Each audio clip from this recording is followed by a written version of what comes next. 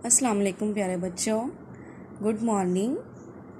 उम्मीद है आप सब लोग अल्लाह के फजल व करम से ठीक होंगे।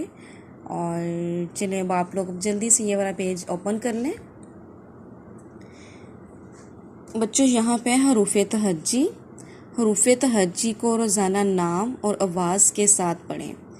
यहाँ पे हम लोगों ने कुछ आवाज़ें मैंने आपको सिखाई थी, तो आज हम लोग उससे अगली आवाज़ों की पहचान करते हैं और उनको देखते हैं कि हम इनको पढ़ना कैसे है। ठीक है।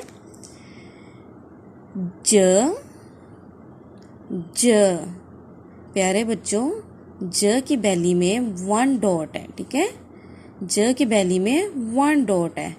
च